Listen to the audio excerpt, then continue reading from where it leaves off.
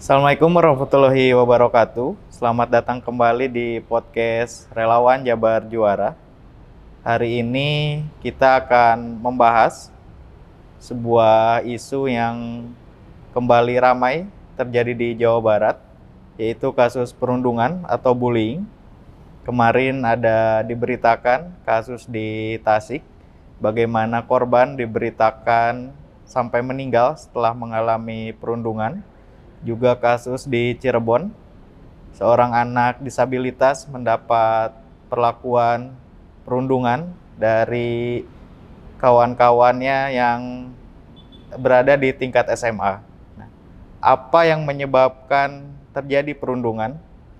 Bagaimana korban harus bersikap? Kemudian hal-hal apa yang bisa kita antisipasi untuk memutus rantai perundungan ini? Bersama kita sudah hadir teman-teman dari Jabar Quick Response yang akan membahas apa langkah strategis yang dilakukan khususnya di Jawa Barat mengenai kasus perundungan atau bullying itu.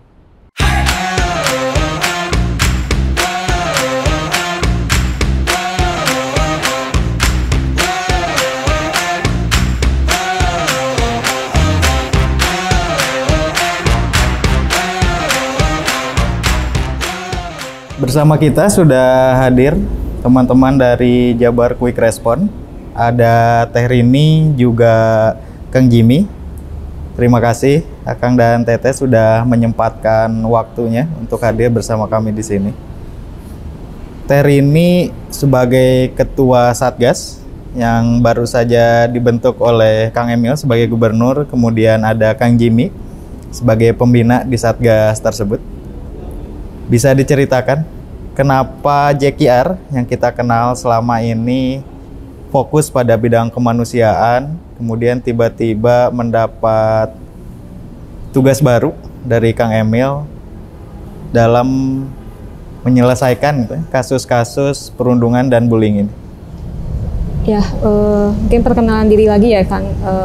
Saya Rini Marlina, di Jabar Quick Response, mungkin sebagai koordinator pelayanan informasi, dan juga alhamdulillah hari ini ditunjuk sebagai Ketua Satuan Tugas Anti Perundungan Jawa Barat, yang dimana memang kenapa adanya Satgas Anti Perundungan ya kami sebutnya itu, karena kami merespon aduan-aduan yang masuk kepada Jabar Quick Response.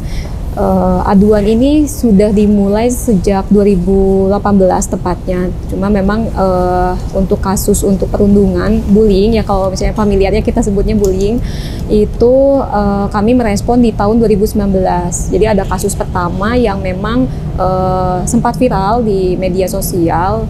Kalau misalnya ingat gitu ya, kalau misalnya ingat itu ada sempat viral seorang anak yang dirundung oleh teman sebayanya kelas 6 SD karena tidak mempunyai sepatu, dan juga karena latar belakang ekonomi yang cukup rendah, akhirnya dia memulung, mengumpulkan barang-barang bekas gitu ya, karena dia tinggal sama nenek sama kakeknya, dan akhirnya di situ terjadi perundungan gitu ya, bullying dari teman-temannya, dan hingga akhirnya viral waktu itu di 2019.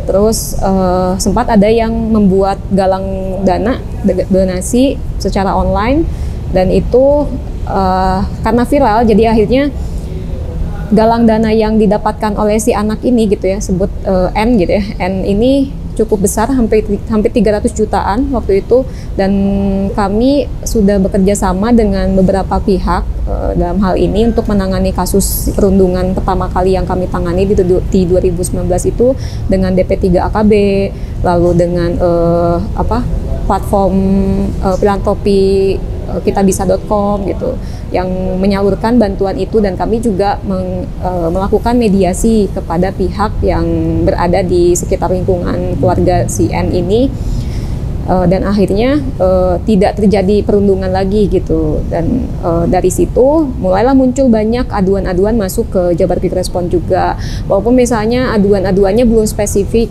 apa yang diadukan, kaitannya sosial kemanusiaan ini kan luas ya Kang. Sosial kemanusiaan ini luas. Kami memang merespon 9 kategori aduan di Jabar Quick Respon, dari kesehatan, pendidikan, terus dari rumah darurat robo, ibadah lain sebagainya. Tapi untuk kasus perundungan ini di tahun 2022 ini muncul kembali, mungkin karena faktor media sosial juga ya Kang. Di 2019 kami sudah merespon, 2021 kami juga merespon ada satu aduan yang di daerah Kabupaten Bandung Barat. Itu mereka si D ini, sebutnya D, dia mendapatkan bullying atau perundungan di lingkungan sekitarnya, di keluarganya sendiri, sampai diusir, dia tidur di kuburan. Dan akhirnya itu sampai kepada kami gitu. Ada warga yang mengadukan karena kebingungan harus melaporkan kemana. Akhirnya mereka mencoba untuk melaporkan ke Jabar Quick Respon gitu. Dan yang paling terbaru kemarin di tahun 2022 juga kasus yang viral yang tadi Akang sampaikan di Cirebon, itu anak disabilitas, usianya memang 17 tahun, tapi dia mempunyai kelebihan ya karena dia disabilitas. Akhirnya dia dirundung oleh teman sebayanya yang sama-sama mungkin usianya masih sama di angka 17-an, tapi karena dia memiliki keterbatasan disabilitas, akhirnya dia dibully dan divideokan dan viral gitu ya, viral sampai banyak yang nge-tag gitu ya ke Jabar Quick Respon, terus ke Pak Emil, termasuk ada yang mengadukan melalui website Jabar Quick Respon, dan kami merespon langsung datang ke Cirebon untuk menangani kasus-kasus yang terjadi waktu itu. Dan yang paling hangat lagi ada terjadi di Kabupaten Bandung Kang kemarin, namanya R gitu ya. R ini dia dirundung oleh teman sebayanya juga karena dia tidak bisa membeli baju seragam. Dia diolok gitu ya, kalau bahasa Sunda dipoyok gitu ya. Sunda dipoyok. Akhirnya dia merasa terkucilkan, hampir tidak ingin sekolah sebetulnya, tapi orang tuanya menasehati untuk berupaya untuk mengayakan seragam sekolahnya. Akhirnya dia bisa sekolah, tapi ya di sekolah dia mendapatkan perundungan gitu dari teman sebayanya. Berangkat dari situ, akhirnya makin banyak aduan-aduan yang masuk ke Jabar Quick Respon untuk melaporkan tetangganya, saudaranya, atau misalnya yang sehari-hari mungkin dilihat ini anak kena kasus bully gitu, dan akhirnya mereka mengadukan melalui DM Instagram, Twitter, terus di website juga ada, di hotline juga ada yang nelpon gitu, bagaimana mereka harus bersikap dan melakukan tindakan pencegahan seperti apa yang bisa dilakukan oleh mereka. Itu lebih banyak mereka bertanya sebetulnya, dan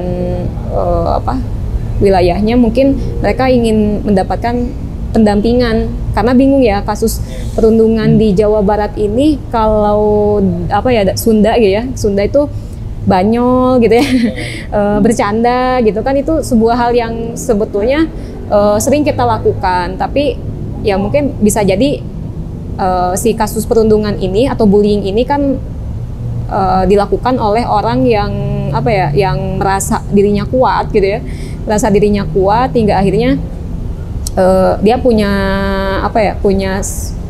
kelebihan untuk menyalurkan kekuatannya itu, melihat potensi yang lemah gitu. Akhirnya yang lemah inilah yang jadi objek dalam kasus bully ini gitu.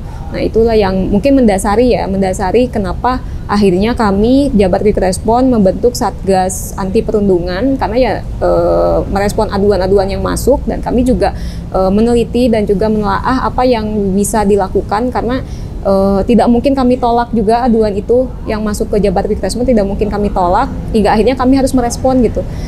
Dan sepertinya seharusnya kita membuat satgas khusus gitu, karena memang tadi JKR hanya menangani 9 kategori aduan. Akhirnya kami bentuk tim khusus yang memang menangani kasus perundungan, bullying dan lain sebagainya gitu Kang. Bersama pihak lain ada yang terlibat selain Jabar Quick Respon dalam satuan tugas ini? Untuk satuan tugas ini kami sudah berkomunikasi ya dengan beberapa pihak. Mungkin dalam kaitannya kasus perundungan, untuk kasus anak itu kasus yang cukup rumit ya gitu. Cukup rumit karena kita tidak hanya melihat sisi korbannya saja, tapi pelaku pun kami lihat mereka juga harus mendapatkan pendampingan dalam hal ini gitu, entah itu pendampingan secara hukum gitu ya, karena anak rata-rata kasus bullying atau perundungan ini ada di ada di dalam wilayah usia remaja, hingga akhirnya untuk mereka mendapatkan bantuan hukum juga agak eksklusif lah gitu ya. Akhirnya kami juga bekerja sama memulai untuk berkomunikasi dengan beberapa lembaga hukum, dan juga sejauh ini ketika misalnya ada kasus perundungan yang melaporkan ke Jabar Quick Response, itu kami bekerja sama dengan Dinas DP3 AKB, karena mereka yang sudah dari awal juga support untuk melakukan penanganan untuk kasus kekerasan seksual, kekerasan pada anak, kekerasan pada perempuan. Itu kami langsung berkomunikasi ketika memang ada kasus-kasus yang dalam konteks perundungan melaporkan kepada kami gitu. Ya. Sejauh mana dinamika di lapangan, seperti yang tadi Terini sampaikan bahwa kasus perundungan ini ada sudut pandang seolah-olah itu hal biasa dilakukan ketika kategorinya termasuk perundungan, kemudian ada jawaban bahwa itu mah heureuy, itu mah biasa dilakukan dari dulu, semua juga pernah mengalami, kenapa harus diributkan sampai menjadi sebuah kasus. Bagaimana dinamika di lapangan di tengah-tengah masyarakat terhadap perbedaan sudut pandang melihat kasus bullying ini?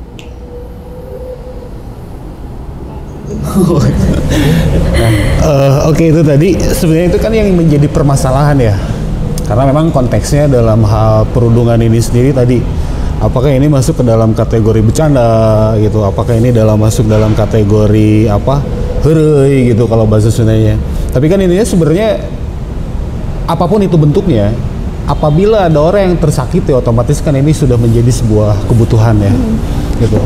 Karena yang kita lihat juga sebenarnya dari kasus bullying ini sendiri atau perundungan ini sendiri itu kasus jangka panjangnya, gitu.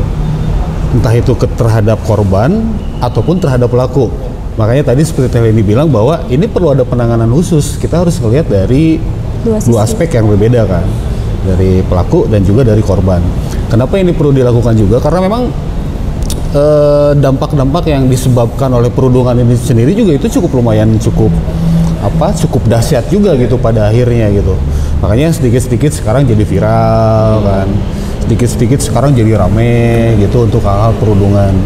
Dan tentunya untuk mengetahui apakah ini masuk ke dalam bentuk perundungan atau tidak, itu perlu adanya proses screening dan assessment juga secara mendalam gitu. Artinya kalau misalkan terjadi perundungan, misalkan apakah si anak tersebut ada dampak dari perundungan tersebut atau enggak gitu. Seperti mungkin depresi atau susah makan misalkan, atau apabila terjadi di sekolah dia takut gitu untuk ke sekolah, atau sebelum ke sekolah dia tiba-tiba sakit gitu. Nah, hal yang seperti itu kan artinya kan berarti ada yang tersakiti gitu dalam hal perundungan ini sendiri. Nah, tentunya dalam konteks ini sendiri karena permasalahan perundungan ini sendiri itu adalah permasalahan yang besar ya. Kita melihat dari berbagai macam aspek, mulai dari aspek kesehatannya, aspek hukumnya, aspek sosialnya gitu, dan aspek-aspek lainnya harus seperti apa. Nah, untuk itu GKR sendiri kita berperan untuk berkolaborasi dan juga berkomunikasi terkait dengan kebutuhan yang tadi. Contoh kasus seperti yang kita alamin di Tasik ya waktu itu, di Tasik yang sampai meninggal kan gitu. Itu terjadi bullyingnya kan lumayan cukup kenceng kan, walaupun memang korban tersebut sampai meninggal gitu, tapi yang harus kita pikirin juga dari pihak keluarga. Mau nggak mau dengan adanya bullying ini sendiri, pihak keluarga pun terdampak kan. Nah, artinya kan betul kita juga di situ perlu butuh pendampingan tadi ya, seperti Terini yang bilang gitu. Nah, dalam bentuk pendampingan ini sendiri kan tentunya kita juga butuh keterlibatan teman-teman nih, butuh keterlibatan orang-orang yang memang berperan secara langsung untuk permasalahan bullying ini sendiri gitu. Untuk pendampingan kita bisa bekerja sama misalkan dengan teman-teman komunitas atau teman-teman LSM yang memang fokus di bidang ini gitu. Untuk permasalahan hukumnya kita bisa berkoordinasi juga dengan teman-teman OBH, misalkan organisasi bantuan hukum yang memang sekarang kan sudah ada di kota dan kabupaten ya, itu sudah ada. Atau kita juga bisa berkoordinasi dengan instansi terkait seperti DP3 AKP atau P2 TPA misalkan terkait dengan perlindungan anak dan lain sebagainya. Nah, peran-peran ini juga tentunya kan harus bekerja secara bareng ya. Nah, selain itu juga kita juga harus memikirkan terkait dengan fungsi sosialnya itu seperti apa tadi gitu. Karena memang perundungan itu sendiri kan bisa terjadi dua ya. Orang yang tadinya ngebully juga bisa jadi korban bully juga pada akhirnya gitu. Orang yang dibully udah jelas dia pun udah jadi korban gitu. Dan teman-teman misalkan yang ada dibully, terus dia juga ada orang yang berperan yang pengen membantu, itu pun bisa terbully juga gitu pada akhirnya. Nah, hal-hal yang seperti ini kan tentunya memang harus dilihat secara besar ya. Harus dilihat secara dalam lagi, harus mendetail lagi tentunya dapat menyesuaikan kebutuhan. Bentuk intervensi yang paling tepat itu harus seperti apa gitu yang dilakukan. Gitu. Tentunya ide-ide, masukan-masukan, kolaborasi dan juga penanganan itu perlu banyak masukan juga terkait dengan permasalahan bullying ini sendiri gitu. Pernah ada penolakan nggak kan Teh dalam menangani kasus gitu ya? JKR mendapat laporan ada kasus bully, kemudian ketika didatangi untuk dibantu pendampingan apapun itu, penolakan dari pihak keluarga korban gitu ya, karena merasa ini bukan kasus besar, kasus biasa, yang melaporkan juga tidak izin dulu ke mereka gitu. Pernah ada kasus seperti itu? Ada. Jadi sempat ada aduan yang viral gitu ketika kita datangi, kita coba telusuri informasinya gitu ya terkait kasus itu. Keluarga itu menolak karena istilahnya sudah dikembalikan kepada keluarga gitu. Jadi istilahnya secara kekeluargaan lah, keluarga dari pihak si pelaku, keluarga dari pihak si korban itu sudah sudah berdamai gitu, mediasi dan berdamai. Dan ketika misalnya ada kasus yang memang melibatkan hukum, entah itu kekerasan, misalnya ada bukti visum dan sebagainya, itu mereka sudah menyerahkan ketika misalnya kita ingin memberikan advokasi gitu ya, advokasi pendampingan baik itu psikologisnya ataupun misalnya hukumnya dan bantuan lainnya, itu mereka menyerahkan ke pihak yang lain karena memang secara kekeluargaan sudah selesai gitu, sudah selesai berdamai dengan pihak pelaku dan juga korban gitu. Itu ada pernah gitu. Dan itu biasa terjadi mungkin ya, karena tadi kan menganggapnya wah ya mah hurinya gitu, ya mah bukan hal gitu. yang serius gitu. Itu pasti terjadi. Cuman kan sebenarnya mau bentuk penolakan seperti apapun, tentunya kan intervensi juga harus dapat dong. Gitu loh. Pertama, kenapa terjadi penolakan? Mungkin tingkat awareness-nya juga belum kebangun ya. Mungkin gitu kan, bisa karena jadi pengetahuan juga pengetahuan juga belum terbentuk gitu. Karena tadi kan dampak yang disebabkan oleh bullying itu sendiri panjang. Gitu. Bentuk proses pendampingan pun ini bisa panjang juga. Terus apabila terjadi harus ada intervensi pengobatan atau terkait dengan kesehatan, ini pun lumayan cukup panjang juga gitu. Nah, artinya kalaupun misalkan terjadi penolakan dan lain sebagainya, seenggaknya informasi ini pun kita sampaikan juga gitu loh. Jangan sampai nanti masalah ini selesai, tapi kita tidak memikirkan si korban juga gitu. Secara keluarga beres gitunya. Tapi anak yang dibully itu masih nggak bisa tidur, masih depresi, masih nggak mau makan gitu. Nah, apakah itu perlu harus didiamkan juga kan enggak? Ya, karena usia remaja juga kan berpengaruh ya. Maksudnya mereka punya ingatan yang cukup kuat gitu. Bisa jadi mungkin efeknya nggak akan kelihatan sekarang sebetulnya gitu. Ketika dia dibully perundungan secara fisik, mungkin kan kelihatan ya mungkin ada bekas luka atau apa gitu. Tapi secara mental, psikisnya itu pasti dampaknya akan dirasakan nanti setelah dia dewasa mungkin ya. Setelah mungkin di usia 20 tahun ke atas, dia bisa mendapatkan trauma hingga akhirnya bisa jadi dia mengurung diri gitu ya, antisosial misalnya, nggak mau berkerumun dan sebagainya. Bisa jadi kan dia adalah korban bullying gitu, yang merasa bahwa ketika saya berada di kerumunan saya mendapatkan perlakuan tidak enak, dan akhirnya menyamaratakan lah kerumunan manapun misalnya gitu ya. Ketika saya datang kayaknya saya akan dibully gitu. Kebanyakan kasus-kasus bullying itu seperti itu gitu ya. Mereka merasa tidak diberikan ruang aman hingga akhirnya mereka menyelamatkan diri dan tidak bersosialisasi dengan siapapun gitu. Itu kan efeknya bukan terasa sekarang gitu ketika dia diolok, dipoyok gitu ya, secara verbal gitu, non verbal, tapi nanti karena dia mendem gitu ya. Orang tua mungkin tidak akan mengetahui anaknya tadi secara kekeluargaan oke, beres gitu, udah selesai, punya kesepakatan pelaku tidak akan membuli lagi korban dan ya udah mungkin dipindahkan kemana gitu kan. Tapi kan secara mental, psikis itu kan perlu pendampingan juga sebetulnya. Pemulihan trauma inilah yang menjadi salah satu upaya juga bagi lingkungan sekitar, keluarga maupun kita sebagai pihak yang mendapatkan aduan untuk memberikan treatment apa nih yang diperlukan untuk anak usia sekian belas tahun gitu ya, agar nanti traumanya tidak terasa, tidak akan muncul ketika dia dewasa gitu. Iya kan, apa ya, yang untuk kasus yang tadi gitu kan, orang tua hanya melihat secara jangka pendek masalah selesai, seolah kasusnya selesai gitu. Padahal ada sudut pandang untuk jangka panjang gitu. Bagaimana kedepannya anak ini akan merasa seperti apa pikirannya. Nah, itu bukan hal mudah Kang itu. Menghapus budaya itu, kita harus menghentikan budaya itu, menghilangkan satu generasi untuk memulai generasi baru yang melihat bahwa bullying ini bukan hal sepele. Apa yang dilakukan oleh tim Satgas? Nah, tentunya tadi kita juga berkolaborasi ya dengan beberapa lembaga terkait ataupun dengan NGO ataupun LSM dan juga teman-teman komunitas yang berperan secara langsung terkait dengan permasalahan ini gitu. Dan memang seperti tadi dibilang kan, ini proses pendampingannya pun tidak semudah apa yang dipikirkan ya. Apalagi bicara masalah psikologis kan, itu lumayan cukup panjang juga kan untuk prosesnya kan, pemeriksaannya, asesmen, screening, dan ujung-ujungnya kalau misalkan ada kebutuhan obat kan itu tidak sangat memungkinkan juga untuk arahnya ke sana gitu, karena depresi yang jangka panjang tadi. Nah, tentunya di sini kan tadi peran-peran tadi, keterlibatan dari semua pihak ini harus ada gitu. Karena untuk menyesuaikan intervensi yang paling tepat ya, menyesuaikan kebutuhan untuk intervensi yang paling tepat itu seperti apa kan, tentunya kita juga harus melihat dari kekuatan yang dipunya ya, dari mitra-mitra yang kita punya itu seperti apa gitu. Contoh salah satunya kemarin yang di Tasik kan, yang di Tasik juga sebenarnya sampai dengan saat ini masih dalam proses pendampingan. Sampai saat ini masih dalam proses pendampingan, walaupun tadi korbannya sudah meninggal ya. Tapi kan dampak secara sosial terhadap keluarganya pun itu terjadi.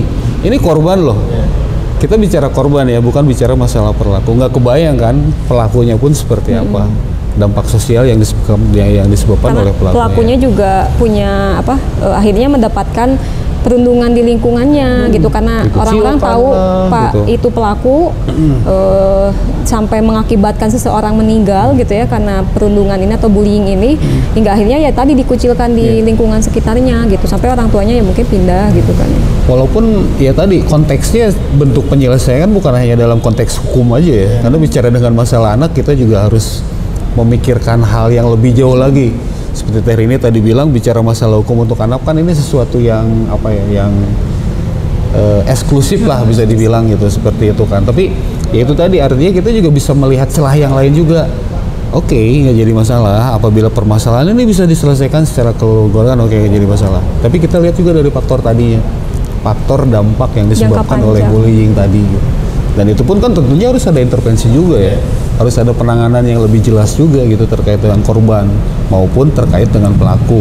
Kenapa pelaku juga kita pikirkan? Karena memang kan ini di usia anak-anak nih, ini di usia remaja gitu. Potensi dia untuk kembali dibullying terjadi bisa sangat gitu. Potensi pelaku membuli lagi juga bisa. Pelaku gitu. Lagi membuli lagi itu juga sangat bisa kalau misalkan memang tidak dilakukan pencegahan ya. Gitu. Karena tadi ya, karena memang perlu banyak keterlibatan dari semua sektor, karena tadi masalah bullying ini sendiri adalah masalah yang panjang gitu dan perlu effort yang lumayan cukup besar juga gitu untuk menyelesaikan ini semua gitu. Ya, karena dalam beberapa waktu terakhir tuh, khususnya setelah ada media sosial, bagaimana sebuah kasus bully viral gitu, tapi juga menghasilkan efek sudut pandang yang lain, bahwa zaman sekarang terlalu soft orangnya, mudah tersinggung, merasa itu bully pada hal-hal biasa. Nah, bagaimana menjawab mereka yang masih memiliki pandangan seperti itu?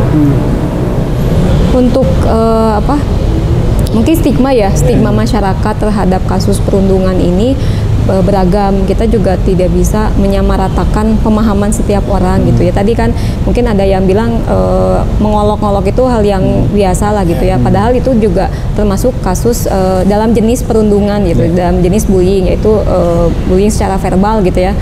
Dia mengeluarkan kata-kata kasar misalnya gitu, terus dia melecehkan satu fisik yang bagian tubuh seseorang gitu ya, yang dia anggap lemah gitu. Itu adalah hal yang kebanyakan orang merasa oh itu adalah hal yang biasa gitu. Itu memang stigma di masyarakat untuk kasus bullying itu beragam gitu ya. Hingga akhirnya sebetulnya yang bisa kita lakukan adalah kita memberikan pemahaman kepada lembaga terkait. Dalam hal ini mungkin konteksnya lembaga-lembaga pendidikan, yang dimana anak ini gitu ya, anak ini mereka bersekolah gitu ya dari jam 7 pagi sampai jam 3 sore, mungkin ya ada yang sampai jam 5 sore gitu ya, mereka berada di sekolah. Berarti kan otomatis setengah harinya itu mereka berada di sekolah. Nah, apa yang bisa dilakukan? Kita bisa mengupayakan lebih kepada mengedukasi apa yang diperlukan ketika kita membahas tentang kasus bullying gitu ya. Karena sudah banyak sekali contoh-contoh kasus gitu ya, sampai yang ada yang sampai meninggal. Berarti kan sebetulnya bullying ini bukan hal yang harus disepelekan gitu ya, bukan hal yang lagi ini adalah pembiasaan gitu. Ini adalah hal yang cukup lumrah terjadi di masa remaja. Betul, memang banyak orang-orang yang ketika mendapatkan olokan, mereka ada yang mentalnya mungkin biasa aja gitu.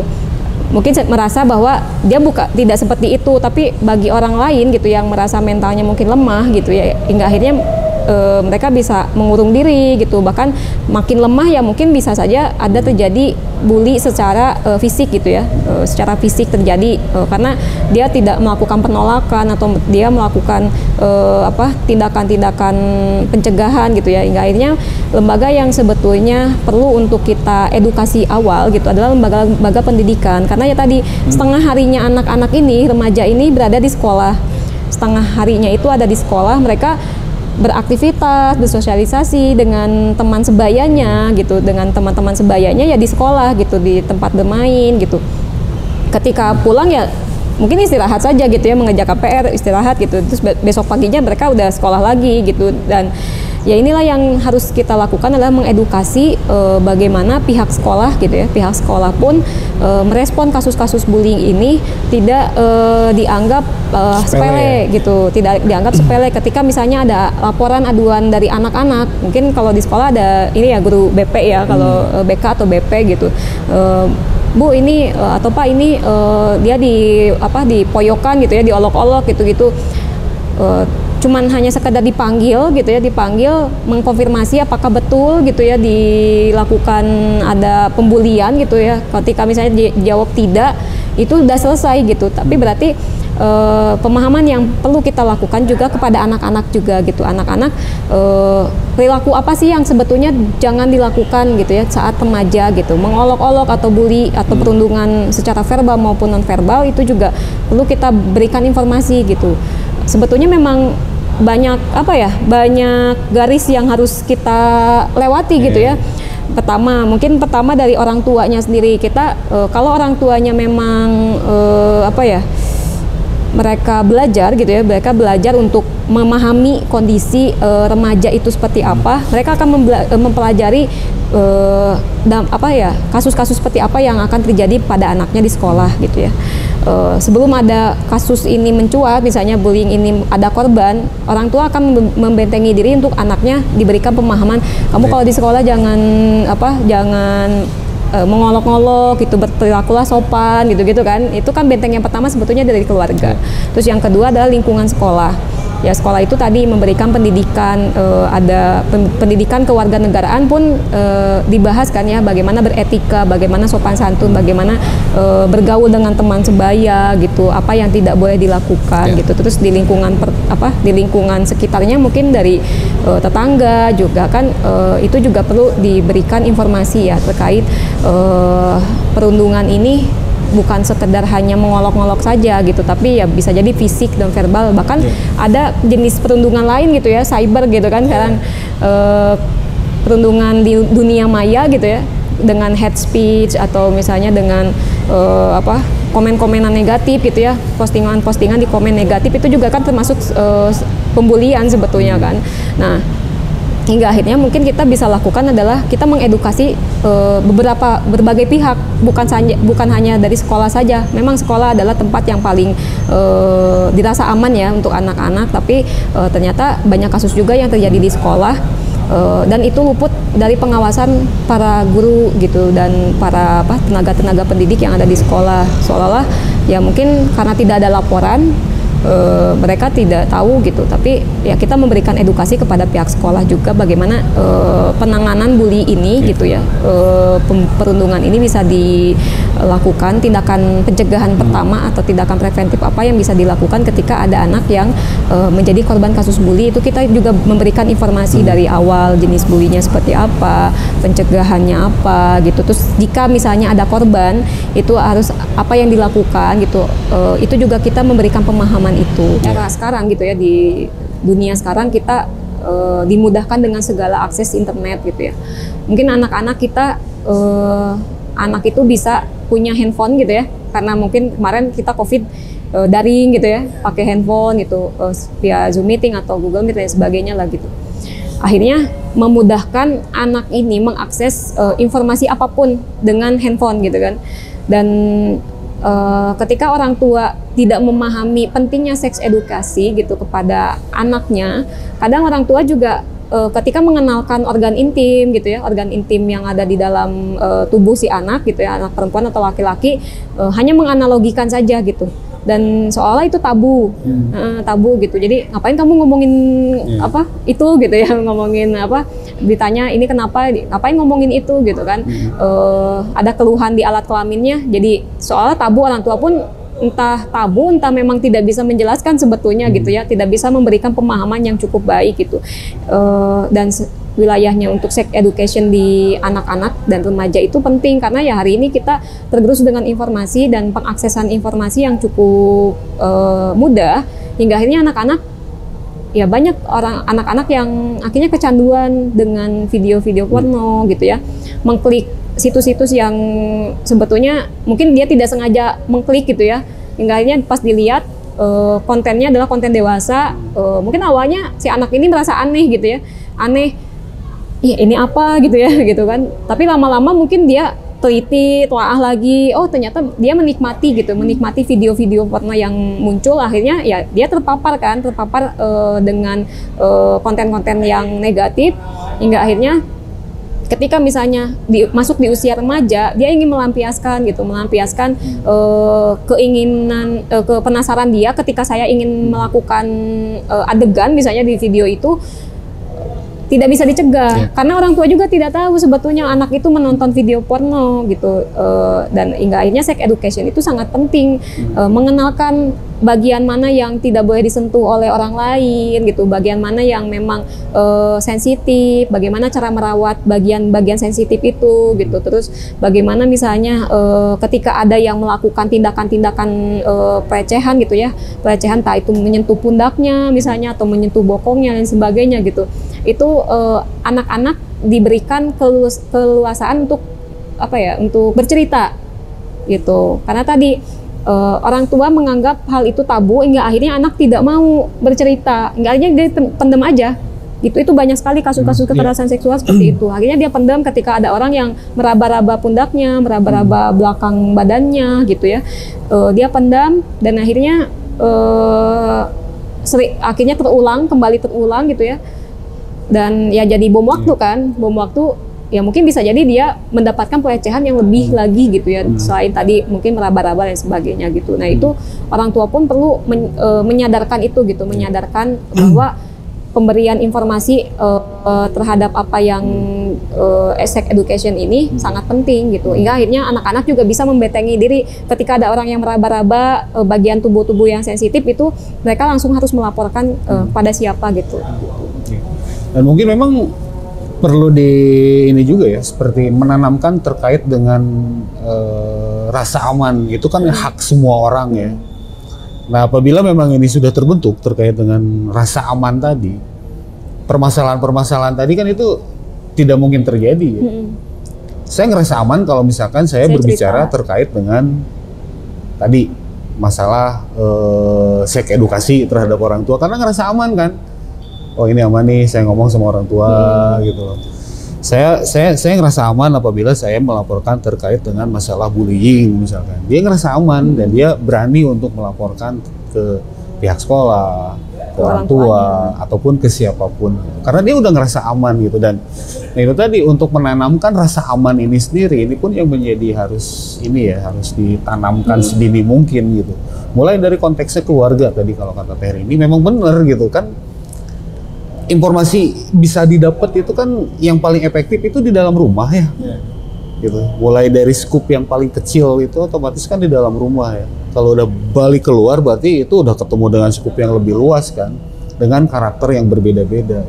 Nah, cara menanamkan ini sendiri kan tentunya tergantung dari orang tuanya itu sendiri, bagaimana cara proses memberikan rasa aman terhadap anak dalam konteks apapun ya. Jadi dia mau bercerita apapun, apa dan lain sebagainya, karena saya merasa aman gitu untuk bercerita. Tidak ada lagi hal yang tabu dalam hal ini bicara terkait dengan masalah seksual. Karena ya pengalaman kita juga dulu mungkin sama ya. Kita diajarkan gitu terkait dengan masalah kesehatan reproduksi itu kalau nggak salah di pelajaran biologi. Tapi kita nggak pernah diberitahu gitu. Dampak apa yang bakalan disebabkan kalau misalkan terjadi kerusakan? Dampak apa yang bakalan terjadi kalau misalkan ada benang tumpul yang masuk misalkan gitu. Kan itu kerusakan-kerusakan yang seperti itu kan yang belum pernah kita dapat gitu. Nah, mungkin di sex education ini sendiri itu lebih berperan kan ke sana gitu.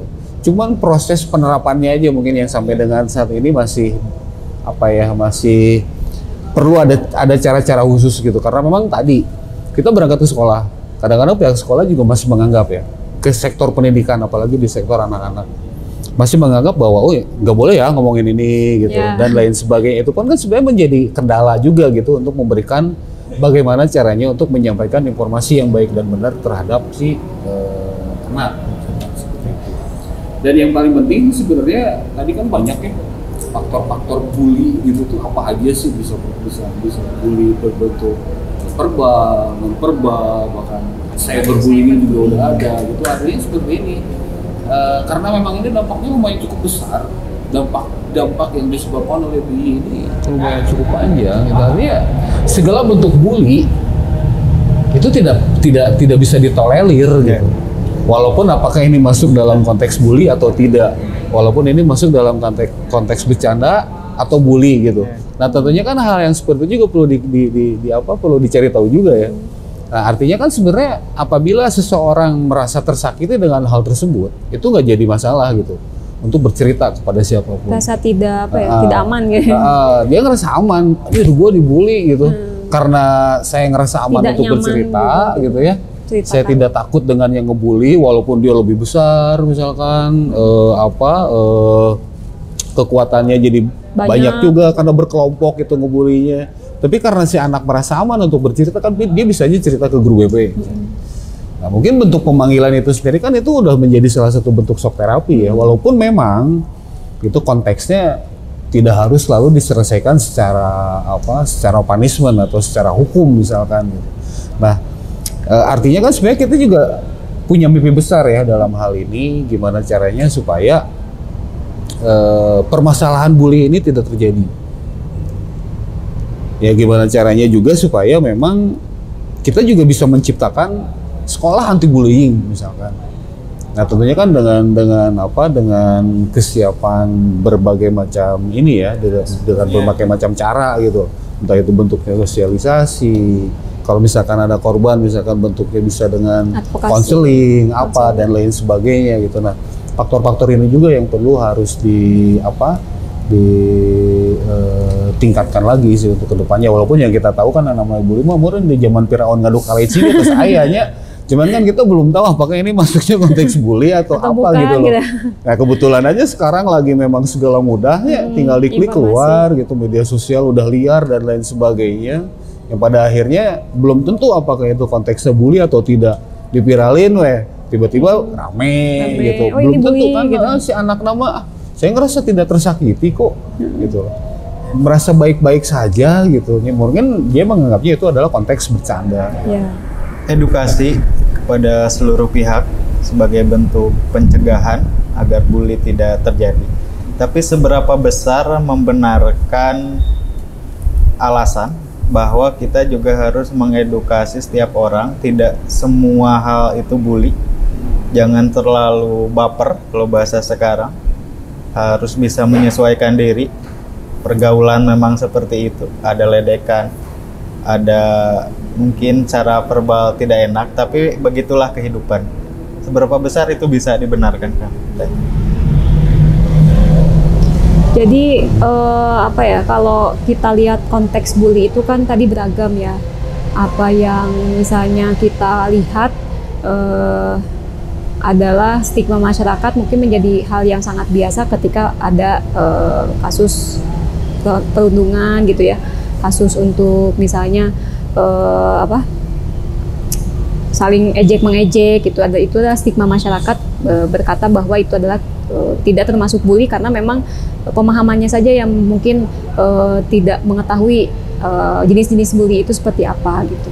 Nah inilah yang akhirnya kita bisa berikan pemahaman karena tadi konteksnya lebih pada kita ingin campaign masyarakat sekarang, masyarakat digital yang dimana semua orang mengakses informasi hingga akhirnya ya kita perlu memberikan informasi lebih pada pemberian informasi kepada masyarakat apa saja sih yang dimasuk atau kan sebagai perundungan gitu ya, sebagai bully karena ya tadi dalam kaitannya perundungan ini stigma masyarakat mengatakan bahwa itu bukan bully, itu hal yang biasa gitu. Padahal bisa jadi ada efek jangka panjang yang sebetulnya dirasakan oleh si orang yang mendapatkan pelecehan gitu ya, pelecehan secara verbal misalnya gitu, diolok-olok secara verbal. Mungkin dia merasa biasa-biasa saja mungkin ya, karena banyak kasus juga yang terjadi.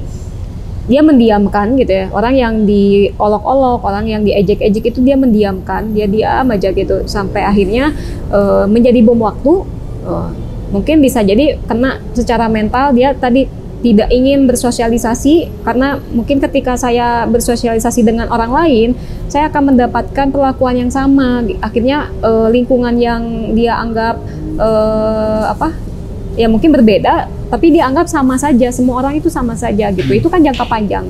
Nah inilah yang akhirnya kita harus lakukan adalah memberikan informasi lebih kepada Satgas ini, juga memberikan edukasi bukan hanya secara formal saja gitu ya. Kita mengadakan seminar misalnya gitu kan, mengadakan diskusi dengan pihak-pihak terkait, misalnya dalam wilayahnya pendidikan kita bisa melibatkan Disdik misalnya gitu kan, untuk mengumpulkan sekolah-sekolah atau misalnya dengan aktivis-aktivis yang memang berkecimpung di dunia-dunia advokasi tentang perundungan atau bully dan pelecehan seksual dan sebagainya gitu.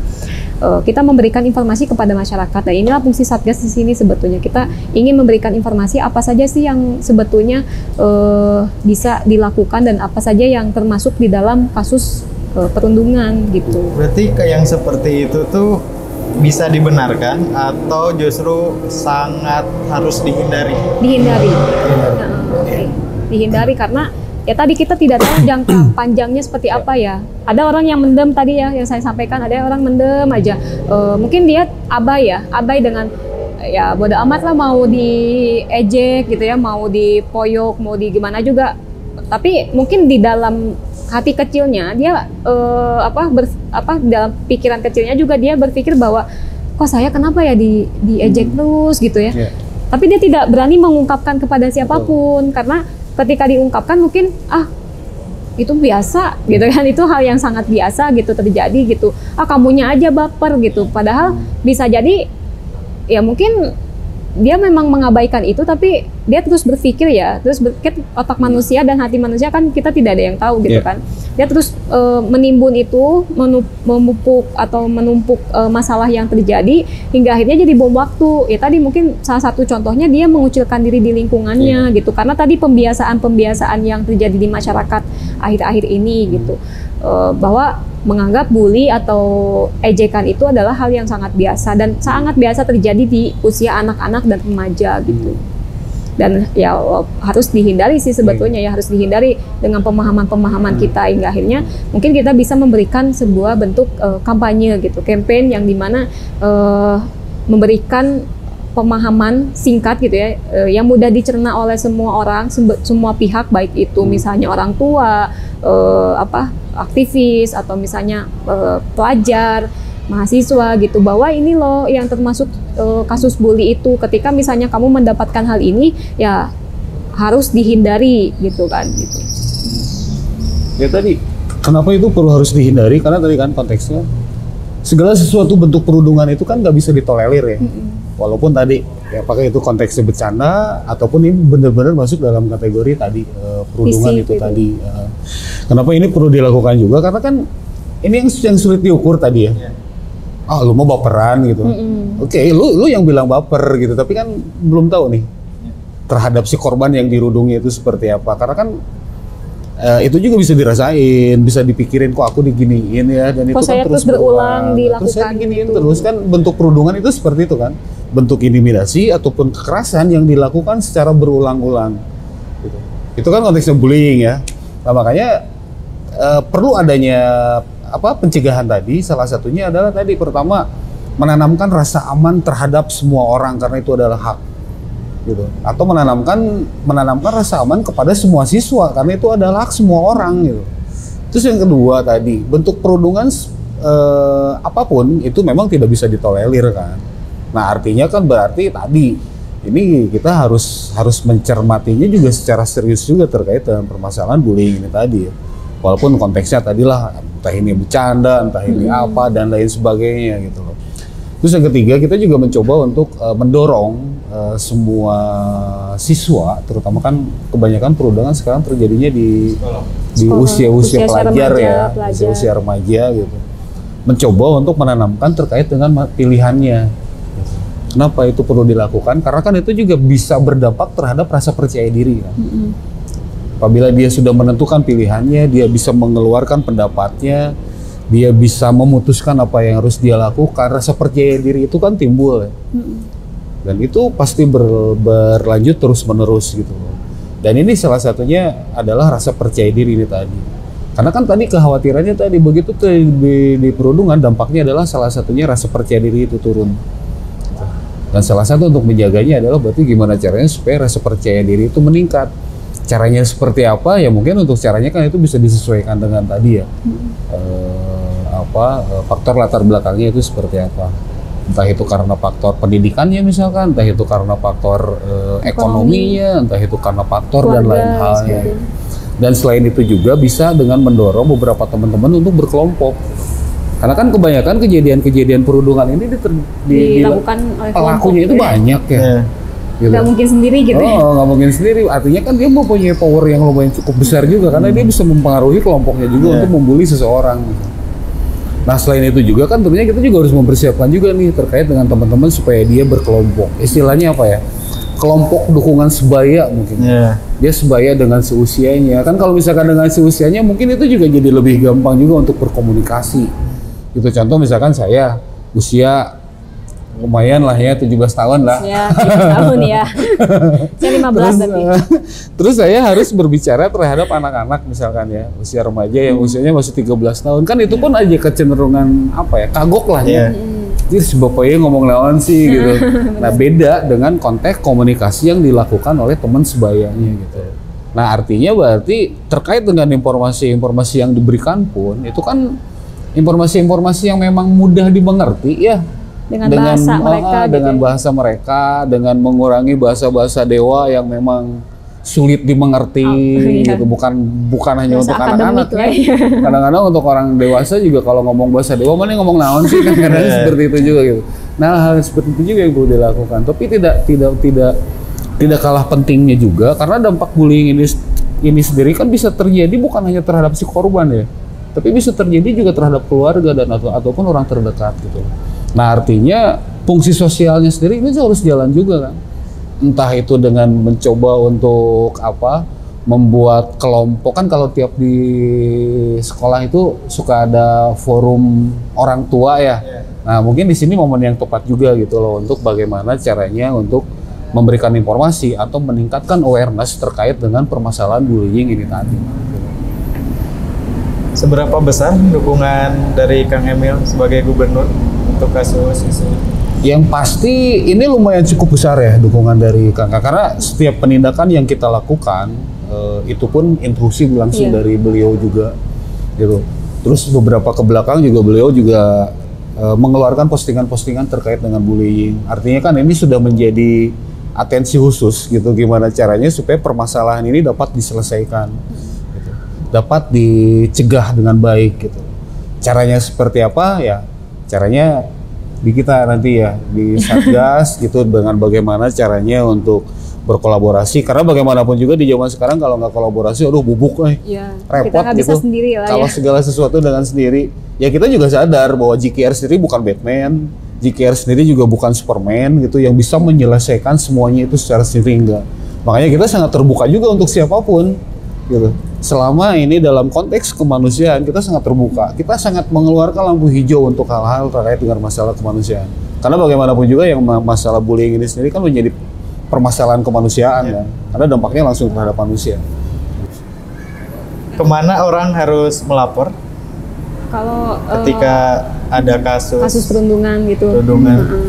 Jadi kalau misalnya hari ini wargi Jawa Barat ya yang sudah mengakses Jabar Quick Response, mereka lebih banyak mengakses melalui media sosial kami gitu. Jadi kami memang memusatkan aduan itu di media sosial kami terlebih dahulu gitu. Jadi memang kan banyak aduan-aduan yang masuk itu melalui DM Instagram, DM Twitter, terus Facebook gitu ya. Facebook yang mereka melaporkan secara mengadukan keluh kesahnya yang mereka rasakan, hingga akhirnya kami arahkan ke website di jabarqr.id yang dimana juga kami ingin mengetahui letak posisi dari misalnya alamat, nomor telepon yang bisa dihubungi, dan juga detail dari aduan yang mereka sampaikan kepada kami gitu. Jadi wargi Jabar memang bisa mengadukan kepada media-media sosial yang kami miliki gitu. Kalau Instagram di Jabar Quick Response, kalau Twitter di QR Jabar, @Jabar, terus di Facebook juga Jabar Quick Response. Dan juga ada di hotline kami gitu, di nomor hotline WhatsApp dan juga telepon, dan juga di website gitu. Jadi semua itu media yang kami kelola itu insya Allah direspon dan sampaikan keluh kesahnya kepada website kami itu dan media-media yang lain, insya Allah nanti direspon, dan juga kami akan berikan informasi apa yang harus dilakukan terlebih dahulu misalnya gitu. Kalau misalnya butuhnya informasi, kami berikan informasi. Kalau misalnya butuhnya penanganan khusus tadi, bantuan hukum kah misalnya, atau bantuan penanganan psikologisnya misalnya gitu, terus ada bantuan ekonomi dan lain sebagainya, itu bisa kami lakukan bantuan itu ketika kami sudah mendapatkan asesmen awal dulu gitu dari proses verifikasi gitu. Dan tentunya bentuk pelaporannya sendiri kan harus mendasar ya. Nah, harus ada dasarnya juga, jangan sampai tadi kan tiba-tiba ada yang nge-viralin gitunya, diketrek segala macam, tiba-tiba begitu kita konfirmasi, naon sih, kan bingung gitu. Enggak, itu kenal kok gitu. Kenal kok gitu. Artinya kan segala bentuk pelaporan juga kita perlu ada bukti. Gitu. Salah satunya tadi kan bentuk perundungannya itu seperti apa, terus dampak yang disebabkannya itu bagaimana, mungkin yang sudah dilakukan seperti apa terkait dengan masalah perundungan ini tadi gitu. Dan tentunya kita juga sudah mempersiapkan beberapa skema, salah satunya tadi karena dari bukti-bukti yang ada itu tadi kan tentunya kita juga bisa menyesuaikan intervensi apa yang paling tepat yang harus dilakukan gitu, terkait dengan data-data yang dikeluarkan itu tadi. Jangan sampai laporannya laporan bodong gitu ya. Itu yang jadi sampai PR sekarang kita gitu. buka, saya merasa dibully gitu, padahal enggak gitu. Bisa jadi kan seperti itu ya. Padahal kami meresponnya sangat serius gitu ya. Tapi mungkin ada masyarakat yang iseng misalnya gitu kan, itu juga kayaknya tidak tepat lah untuk mengadukan kepada kami. Dari luar Jawa Barat bisa melapor? dari luar Jawa Barat ada beberapa yang memang sudah melaporkan gitu ya, sudah melaporkan, tapi tidak banyak sih, tidak banyak. Tapi akan diupayakan dibantu juga mungkin dari luar Jawa Barat? Iya, tentunya kalau misalkan itu selama masih terukur, karena tadi sifatnya kita itu adalah berkoordinasi dan juga berkomunikasi ya. Selama kita masih bisa berkoordinasi dengan beberapa di luar Jawa Barat misalkan, itu pasti kita lakukan juga. Tapi ada hal yang paling penting kan tentunya untuk beberapa, tadi kan bisa bicara terkait dengan korban juga ya. Korban mau melapornya seperti apa sih gitu. Nah, bisa juga dengan mulai dilakukan juga bentuk pelaporannya itu ke orang terdekat. Entah itu ke orang tua atau misalkan entah itu ke guru kalau misalkan di sekolah gitu. Jadi intervensinya itu bisa langsung cepat gitu. Dan tentunya nanti juga kalau misalkan perlu ada penanganan khusus bisa aja nanti dari pihak orang tua ataupun dari pihak guru itu langsung bisa melaporkan juga ke JKR gitu. Untuk penanganan yang lebih intensif. Jadi bukan korban saja misalnya gitu, tapi orang yang memang mendampingi korban itu gitu ya, atau misalnya yang memang melihat korban dirundung gitu ya, itu juga bisa melaporkan. Jadi siapapun yang memang mendapati kasus-kasus tentang kekerasan dalam usia remaja gitu ya, perundungan itu juga bisa melaporkan. Terus kami juga memang kalau di JKR sendiri sudah merespon beberapa aduan yang di luar Jawa Barat gitu ya, ada karena tadi mungkin ingin dibantu, bingung harus kemana, ada satu channel gitu, Jabar Quick Response, semoga mereka berharapnya walaupun misalnya bukan warga Jawa Barat tapi tetap dibantu, dan alhamdulillah ada beberapa kasus yang kami bantu juga gitu, walaupun misalnya kaitannya bukan kasus perundungan ya, tapi di Jabar Quick Response misalnya bantuan sosial kah gitu, pemulangan dari luar negeri pun kami bantu gitu. Terima kasih Teh Rini, Kang Jimmy. Pembahasan yang mungkin tidak akan selesai dalam waktu singkat sebetulnya. Betul. Panjang ya. Panjang banget. Banyak dimensi yang diperhatikan, banyak hal yang memerlukan koordinasi dengan banyak pihak. Sebuah budaya yang orang lihat hal biasa, tapi ternyata membawa dampak untuk jangka panjang yang bisa sangat berbahaya. Demikian yang kita perbincangkan hari ini bersama teman-teman dari Jabar Quick Response selaku satuan tugas anti bullying di Jawa Barat. Semoga dari apa yang kita perbincangkan memberikan manfaat untuk teman-teman yang mendengar, memberikan pelajaran dan pengetahuan baru bagi kita soal bagaimana bullying atau perundungan ini menjadi masalah besar yang tidak bisa kita anggap sepele. Terima kasih untuk teman-teman Jabar Quick Response yang telah hadir, juga teman-teman yang telah menyaksikan. Sekian dari kami, sampai bertemu di episode podcast Lawan Jabar Juara selanjutnya. Assalamualaikum warahmatullahi wabarakatuh.